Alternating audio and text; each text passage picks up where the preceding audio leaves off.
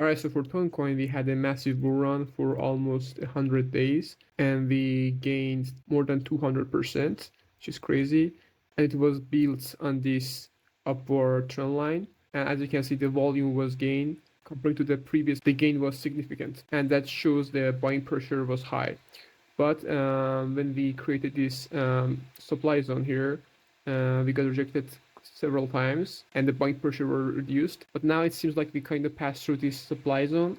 But we can also look into this from the classical point of view, which is a rising wedge pattern here, as you can see in the picture. These patterns seem to be considered as a bearish and reversal.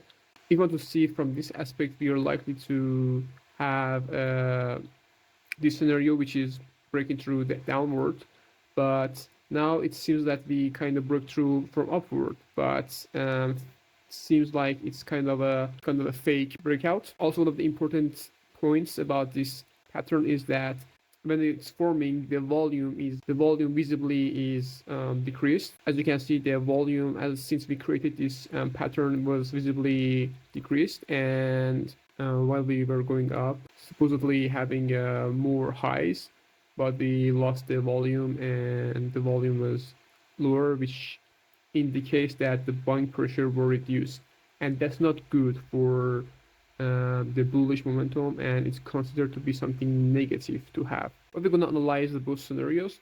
So the first scenario is that if we break through upward, and I think we're going to have a movement like this, and maybe probably the target would be 10, since it's like a psychological thing, and maybe like a bit higher, but I think 10 for now can be good if we get something positive out of this. But what I look and what we see from the chart now, it's, I believe, the bearish scenario is more likely to happen. In that case, I think the first demand zone that we're gonna get into is this zone, and the expected movements could be something like this if we break through here and go like this. So I think that would be our possible bearish scenario. We have to see which way we're gonna break through this pattern. Look for the important supply zones, and if we break through, look for the strong demand zones. Follow the orders, follow the volume, and don't get greedy. Let's also check out from the market cap. All right, so let's see it in the coin market cap.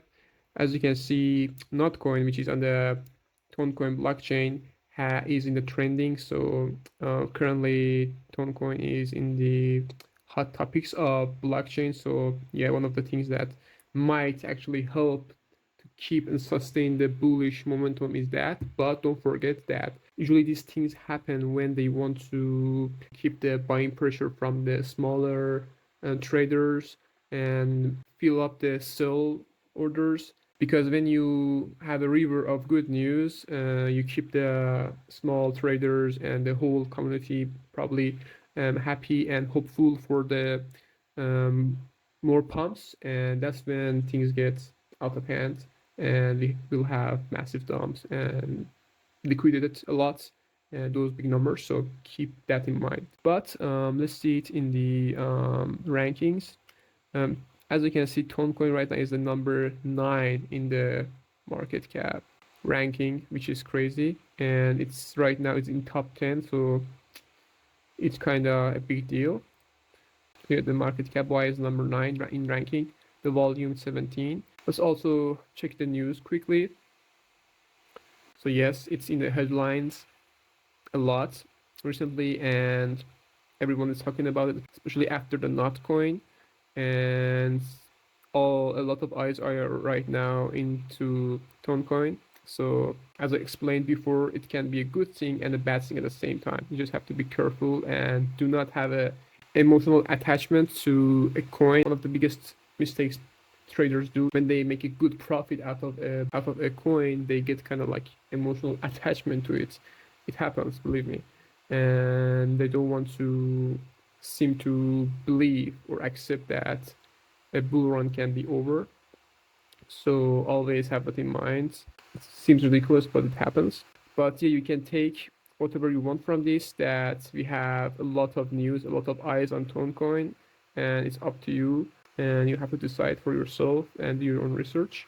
Always stick to your trading plans and don't get greedy. For more updates in the future, please hit the subscribe button and see you in the next video.